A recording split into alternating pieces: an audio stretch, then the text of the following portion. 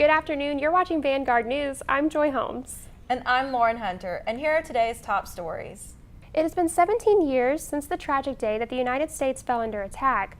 Remembered as 9/11, the University of North Georgia commemorated the event across all of the campuses in various ways.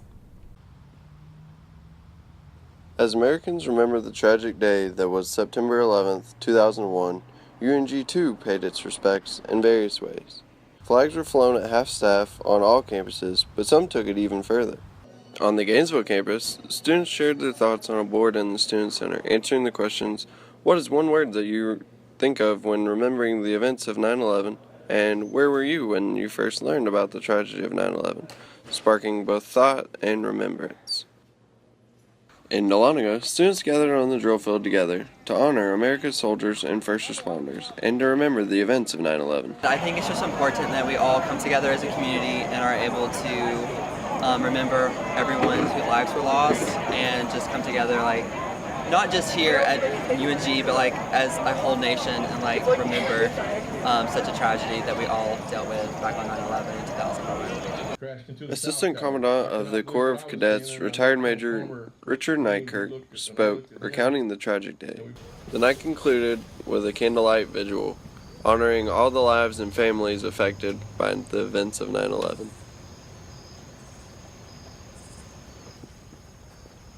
Jake Cantrell, Vanguard News. People everywhere took time out of their day on Tuesday to remember the 17th anniversary of 9/11.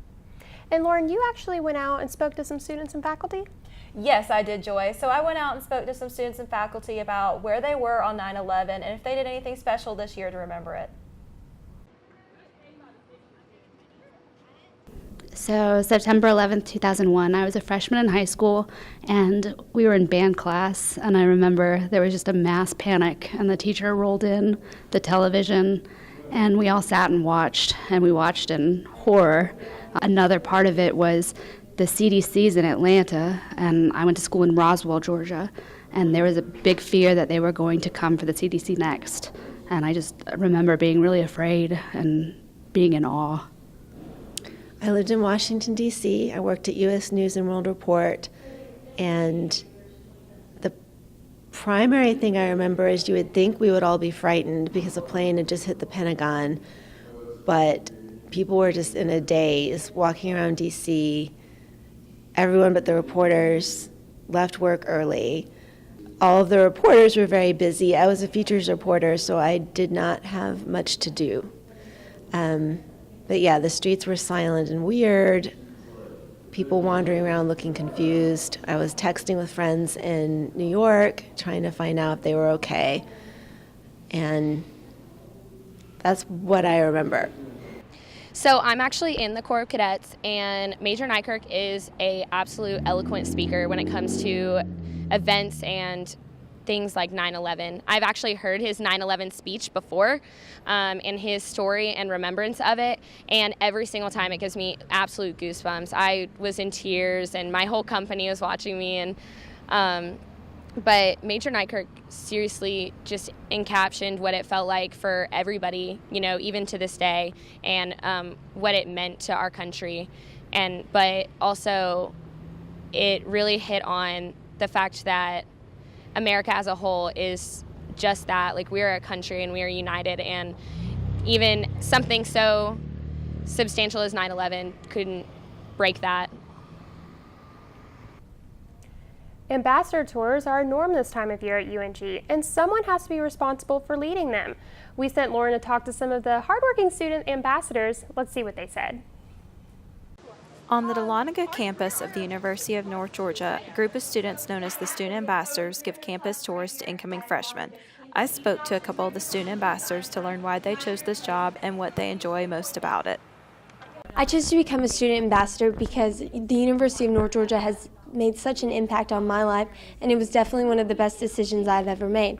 And I know that college decision making can be very stressful, so if there's anything that I can do to prospective freshmen to help them choose their next college option and their next steps to push them into their future goals, I want to be able to do that and take part in that. And I take a really a huge responsibility and a bunch of pride that comes with that. My family aspect here at this campus, I have a real connection to it, and it was another reason why I wanted to become a part of the ambassador team and give tours, because I feel like I have a part of my family and I'm being a part of what they experienced here. My parents met here, my aunt and uncle met here, and my brother went here, so it's just like in my blood kind of, and I knew a lot about the campus. My dad's been bringing me here since I was little, so it's just something that really connects me to the campus, being able to show other people what I love so much about this school. The tour route includes various stops around campus in order to give the ambassadors time to talk about different buildings and tell interesting facts. Ambassadors also make sure to throw in stories about their own personal experience to make the tour seem more personalized and relatable. Tours take place a couple times a day, several days a week. So my favorite thing about being a student ambassador here at UNG is definitely the people that I get to meet on a daily basis. Each time I get a tour, the diverse groups of people that come in and then the things that they're looking for and the things that they want to do with their lives, it inspires me in my daily life, but it also pushes me and motivates me to get them where they need to go and to give them the information that will best suit them for their future endeavors. I think my favorite thing about being a student ambassador is being able to show other prospective students what I love so much about this campus, and just being able to show it off and show how much pride we have into it. And not only that, but it's brought me another little family within the school, and it's another little support system that I have and people that I can reach out to, and we all just like really support each other. You can spot the student ambassadors giving tours on campus throughout the semester and also events like open house. This is Lauren Hunter reporting for Vanguard News. Cordett's and Serena Williams' U.S. Open penalties generated many debates over sexism in the world of tennis and sports.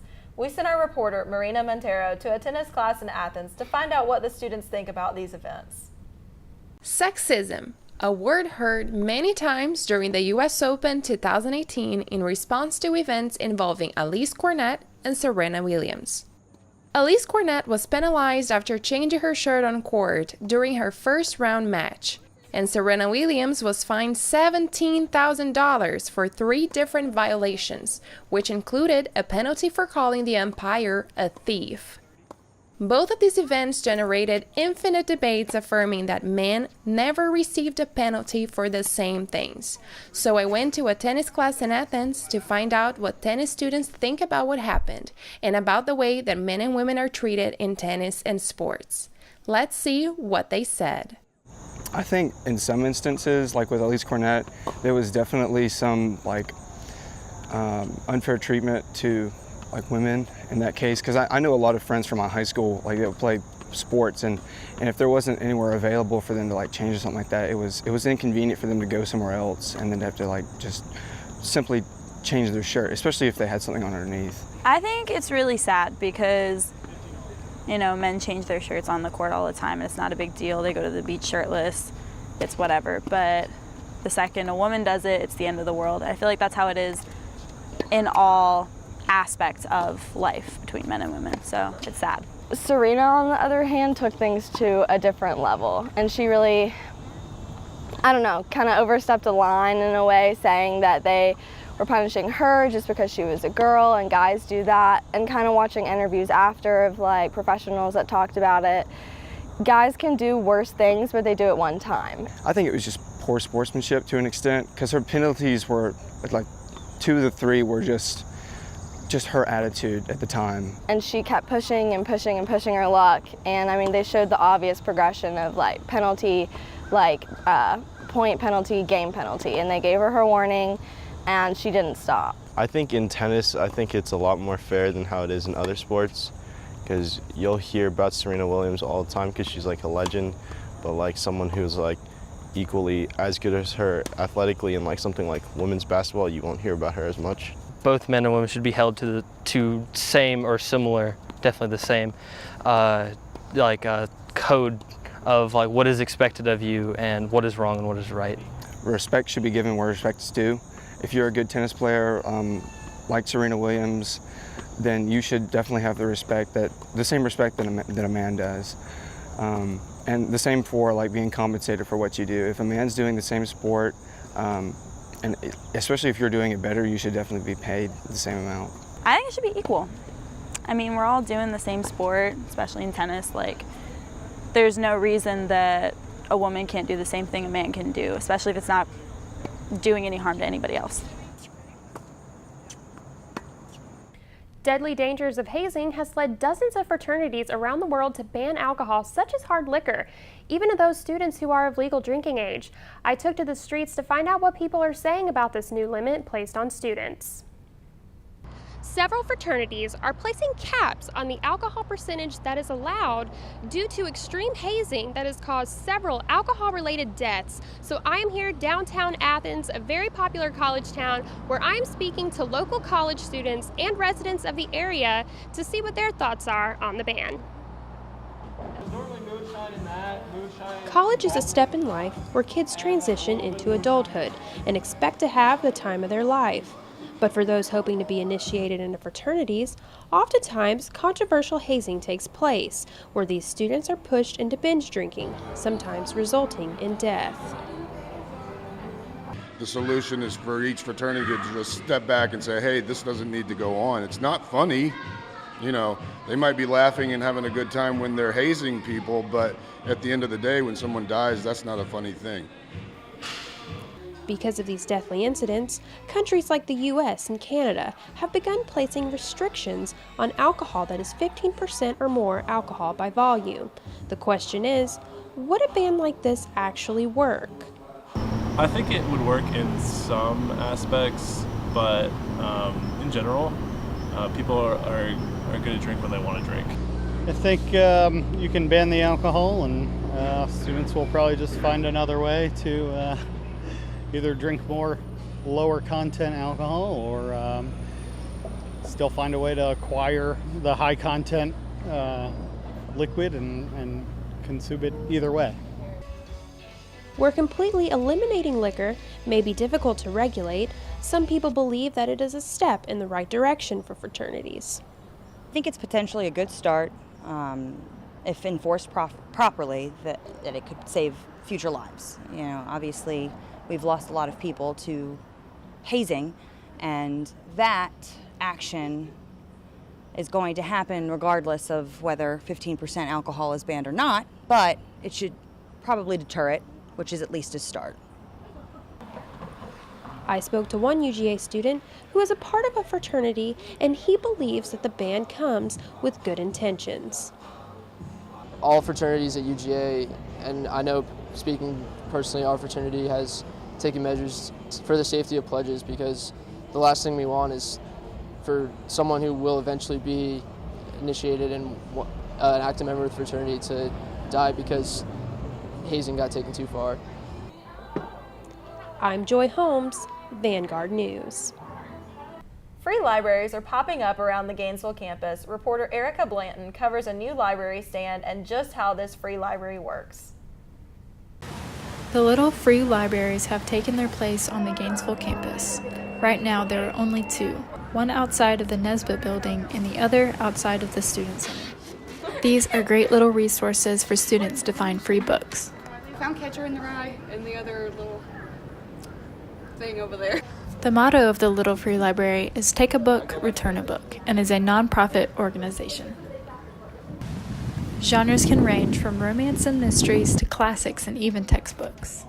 Books circulate weekly, so be sure to stop by one this week. This is Erica Blanton with Vanguard News. Athens is quite different during game day. Our reporter, Marina Montero, took to the city to help us get a closer look at Saturday's game day in Athens. Athens, home of the University of Georgia, portrays a different scenario during game days. And according to GeorgiaDogs.com, the population of Athens nearly doubles. On September 15th, the Georgia Bulldogs played against Middle Tennessee Blue Raiders, which resulted in a lot of movement and excitement all over town. Tailgate parties were seen on the streets, public restrooms were spread all over the campus, UGA buses had a different route, traffic was heavier, and many parking lots were reserved only for game day. Additionally, several roads were blocked, and the post-game traffic management was coordinated with the police to ensure that all fans were driving safe and getting to where they needed to be in a timely manner. During the game, nearly 100,000 fans were having fun at Sanford Stadium. However, a lot of waste was generated. And even though 1,200 additional trash receptacles were placed on the UGA campus in preparation for the game, trash was still seen on the streets. Stay tuned for more stories about Athens during game days.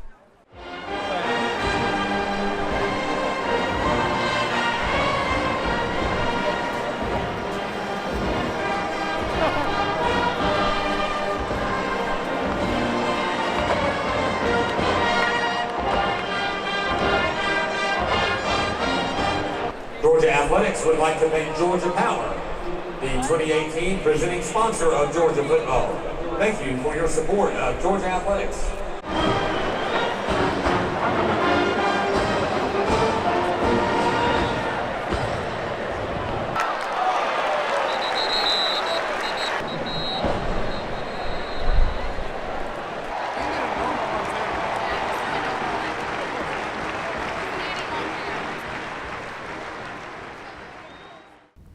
The annual shore sweep of Lake Lanier took place on September 15th at 11 different locations.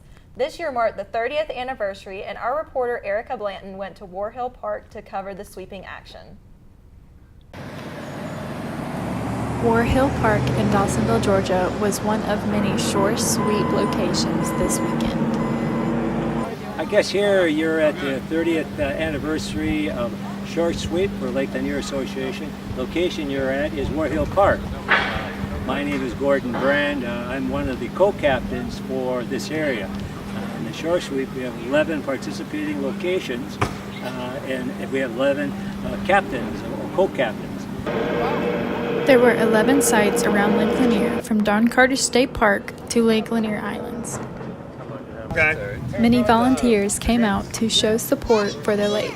You can tell we did this last year. Oh! Last year's shirt. But anyway, we pulled out wire, bottles, lots of little tiny pieces of styrofoam. Cigarette lighters, tennis balls. The most common thing, in terms of what creates the most hazard for the lake is styrofoam.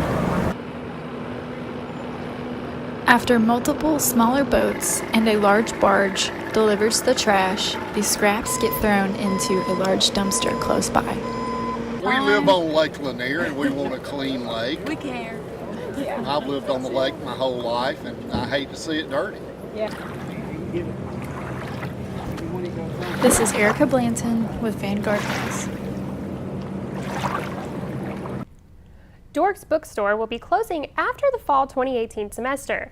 Their last remaining location on Mundy Mill Road will catch students by surprise since no signage has been posted that they'll be closing. We go to our reporter August Lynch, who is there now, and she finds out more about Dork's and what's next after their final months are up. Indeed, while there were several locations like Valdosta and Albany, the bookstore hones in on college students particularly. Though the last remaining location, Oakwood, which is behind me, they'll be here still until December to receive the last remaining books that were rented out to them. Dorks is just 100 feet away from the Gainesville campus and is the quintessential place where students could rent, buy, trade, and sell not only their textbooks, but electronics as well. All what is left of the business has been left here in the lobby area. When you walk in, there are almost no more books, but instead a hodgepodge of furniture left over from the other stores, such as bookshelves, desks, office chairs. I even saw a toaster in there. While it's clear that the store is closing when you physically walk in, the outside of the store and their website has remained the same to the public, giving no notice that the other stores have closed, nor any notice of this one closing in December. Dork's first location opened in 2006. The Oakwood location has been open since 2008. While the owners who created Dorks, their cousins Trevor Kane and Brad Faulkner, the last employee here told me that they will continue to work with ministries in their own communities. They live right here in Oakwood and Gainesville. The stores that have been here for over 10 years, however, will be closing for good. I'm August Lynch reporting for Vanguard News. Back to you guys. Have you ever wondered what the sculptures were around campus and where they came from? Artists in the Appalachian region can submit up to 3 photos of their art pieces for consideration by the Department of Visual Arts here at North Georgia. Once pieces are selected, they are put on display for the public at 4 North Georgia campuses. Here is Sarah Underwood with more. The sculptures seen around campus are part of the North Georgia Outdoor Sculpture Exhibition, which features artists who are from or currently reside in one of the 13 Appalachian states. This week's feature is on the sculpture Through by Andy Steele, which can be seen outside of the Hugh Mills Physical Education Center on the Gainesville campus of UNG. Steele currently teaches sculpture at the University of North Carolina, Wilmington.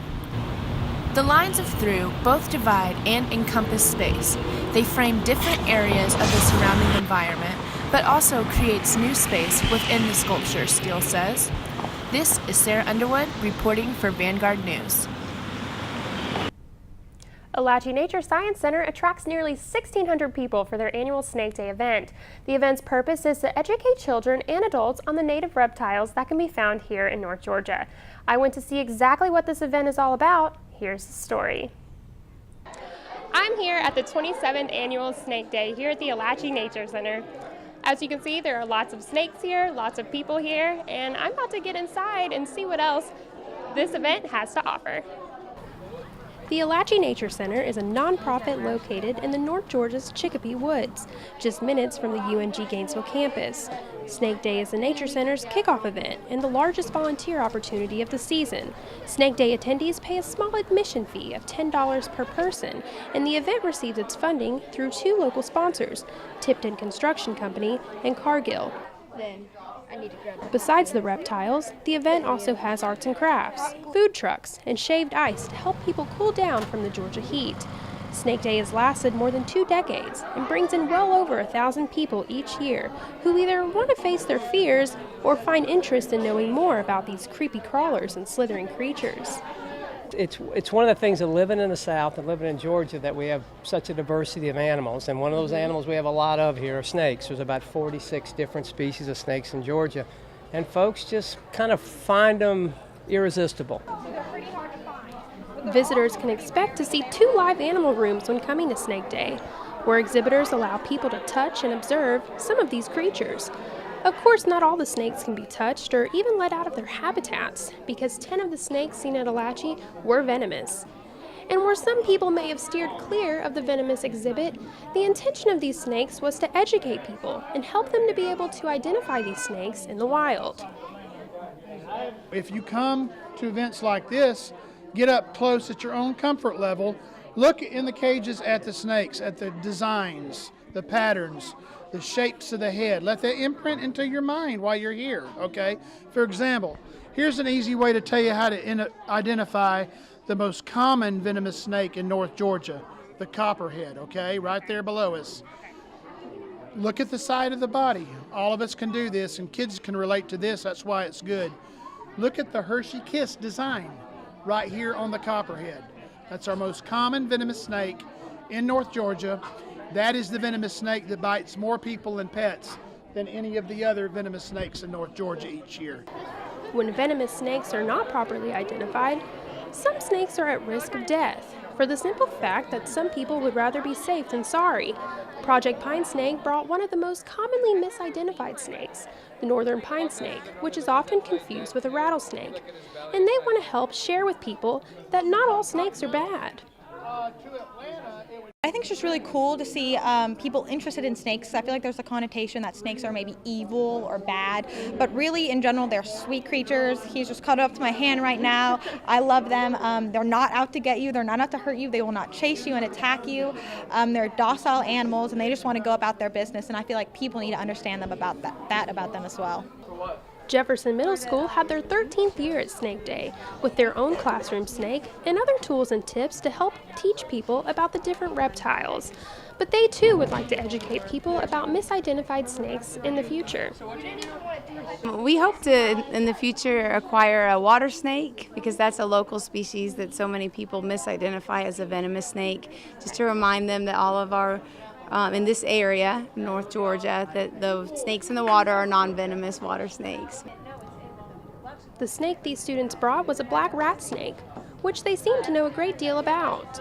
It's really just a learning tool, but we do have the scientific name. Oh, please do share. Which is Pantherosis obsoletus. Although the snakes are the highlight of the event, other animals and critters could be seen and touched. Among some of these animals were lizards, a tarantula named Kevin, a crocodile, and turtles.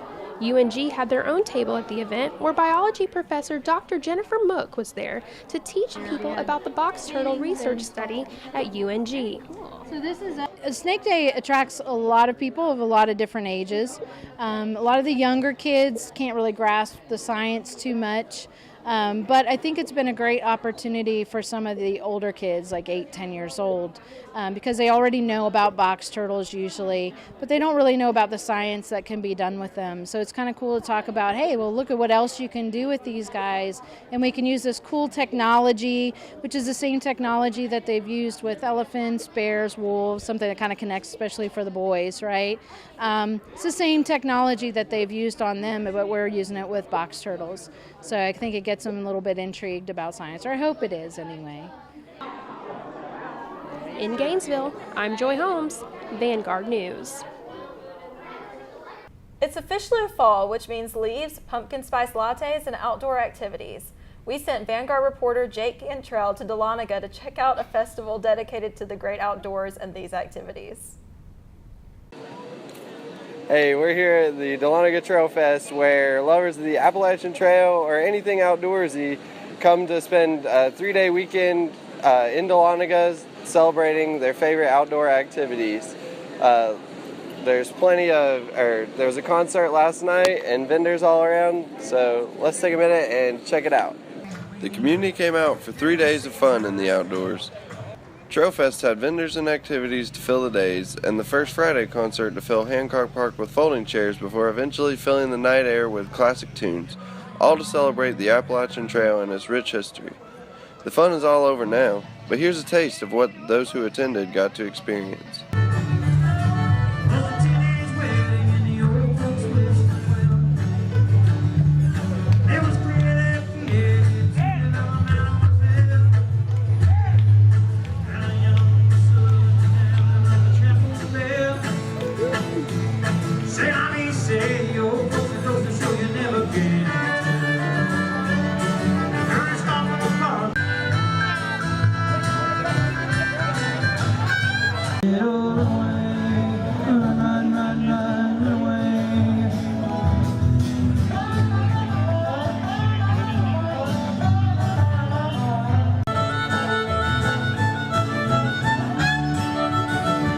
Jake Cantrell, Vanguard News.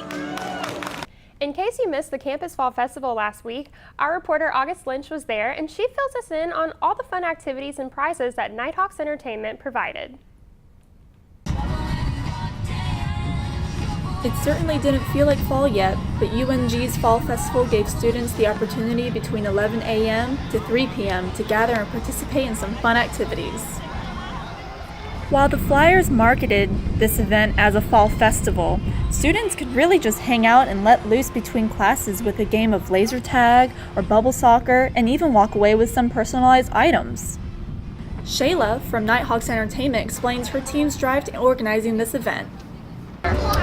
Just a way to relieve some stress between classes. We always put on fun events throughout the semester. We always have food at every event too. I know people are always looking for free food. The laser tag was the newest addition and became the biggest interest since it's usually taking place indoors. No, I'm so excited. Here's over there. They've been talking about it we've been talking about it for years. We finally got it this year, so we're super excited to see how the turnout is. Laser tag was in a large inflatable that held a mini maze on the inside, which could fit up to 7 people for them to hide and catch their opponents by surprise. It was a hot day outside and even hotter inside, so I only took a quick peek at the layout. Some of the longest lines were for the Stamper Ring Pavilion, where you have up to 6 letters to fit on the band, along with a symbol to go with it. You can further personalize your ring by picking out a silver, gold, or combination design with other effects. Once it's your turn to be fitted for a ring size, the stamping process only takes about 30 seconds. The other popular line was for the t-shirt caricature pavilion.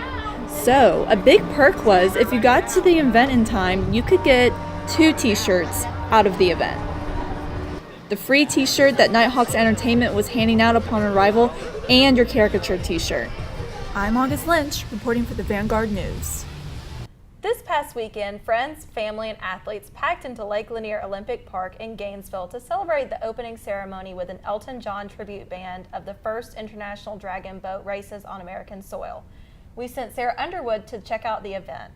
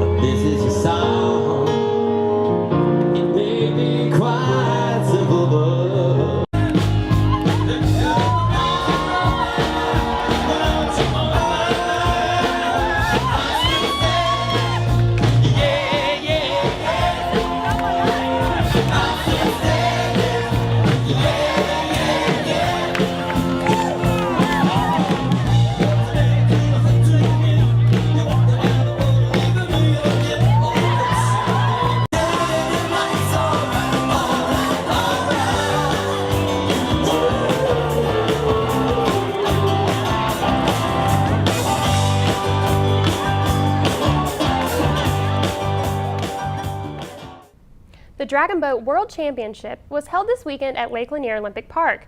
The 5-day championship started on Wednesday, September 12th, and welcomed locals and international visitors throughout the weekend. The event was live streamed and over 35,000 people watched the races worldwide. We sent our reporter Sarah Underwood to learn more about the sport and talk to the athletes. This weekend, hundreds of people crowded into the park to watch Team USA and 12 other countries compete in the World Championship of Dragon Boat Racing. People came from far and wide to show their support. My name's Bob. I'm from Albuquerque, New Mexico, and I'm here cheering on my daughter from Phoenix, who is on Team USA in the women's senior division. Dragon boat racing is an international sport, but isn't in the Olympics. Bob explains the potential future for dragon boat racing to become a part of the Olympic Games. There are 2 dragon boat associations nationally, and they're both working to get the dragon boat racing into the Olympics, and I think they're shooting for either 2020 or 2024. Apparently it's a pretty complicated process, so we'll see how that works out, but that would be pretty cool. This year is the first time for any North American country to host a Dragon Boat Championship. In years past, competitions have been held all over the world. For some athletes competing, this was their first trip to the United States. Yeah, I'm Sarkisian, not like circus, Sargis, okay, yeah. And I'm from Armenia. I mean, it's pretty cool, but you're in US. Honestly, this is my first time in US, even though I've traveled many countries, but for US, the dream come true. And like, you're not even paying attention about the flight, about the time zone, just enjoying your time, this wonderful atmosphere. I want to say that Dragon Boat is mostly about like friends and the bond that connects you. All that 10 or 20 people sitting in one boat is like really actually very, very cool, because you get to know many new people. For example, here I have already many international friends, which is really cool, and it's about family. While some dragon boat athletes had to travel far, there were locals competing for Team USA. I'm Josh Burkhart. I am actually local. I live about 10 minutes up the road from the venue. Local from Gainesville. And then when I heard that there was going to be the World Championships coming to Lanier and it was 10 minutes away from my house, decided I'd try to get into it competitively. So for the past year, I've been training as hard as I can. I've won 3 in the junior age category, which is 18 and under, and also a silver in the junior age category. So 3 golds, 1 silver so far, and hoping for more because I have more junior races coming up. Well, we have a local club here, Lake Lanier Canoe and Kayak. We have a website, I think it's lckc.org, and there's all kinds of information on there. Josh wasn't the only local attending the games. There were food trucks and small business owners from North Georgia selling their merchandise to spectators. If you are interested in paddling yourself, there are local clubs you can contact. Gainesville hosts several paddling and rowing events throughout the season at Lake Lanier Olympic Park. This is Sarah Underwood reporting for Vanguard News. This week we did a new feature on our segment called Read My Ratings, where UNG professors read some of their reviews students have left them on ratemyprofessor.com right here in our very own studio. Let's take a look.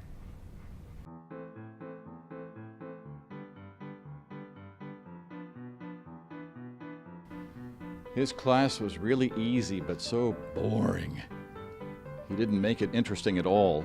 The final was a 6-page paper you write over the semester. It was so hard to write and understand what he wanted you to do. He was not very helpful. The test was pretty easy because he gives them to you in advance. So let's see, it was easy, but it was boring. So what's wrong with that? All right, what have we got here? Lecture heavy. Getting heavier as we go. A bit tough and can sometimes be unclear, but is willing to clarify. Lectures from the book, but adds his own thoughts and experiences. Goes off on tangents a lot. I know.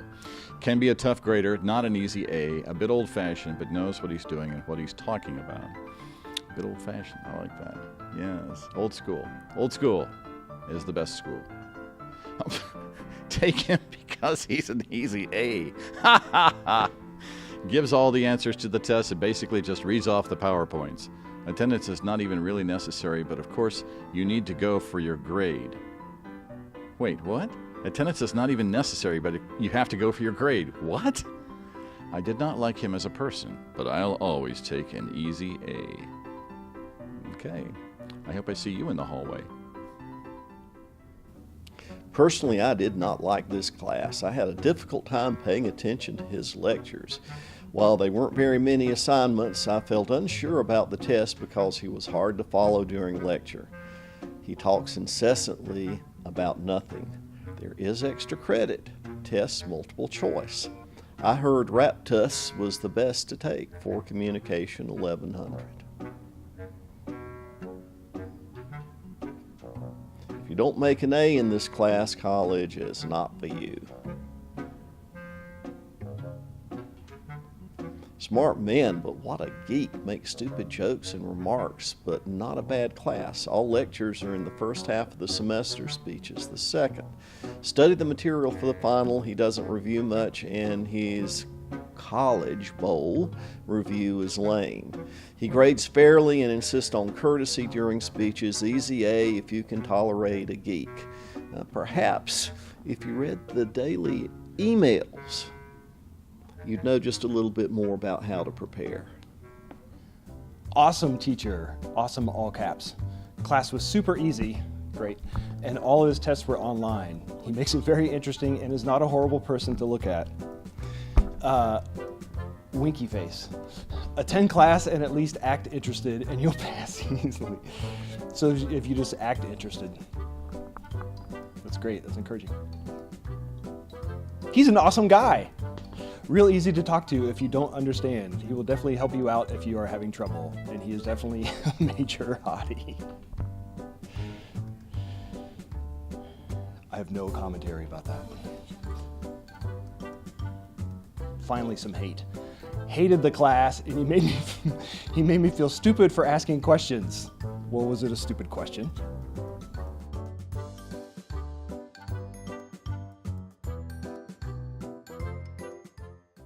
Thank you for tuning in to Vanguard News. I'm Joy Holmes. And I'm Lauren Hunter. We'll see you here next week.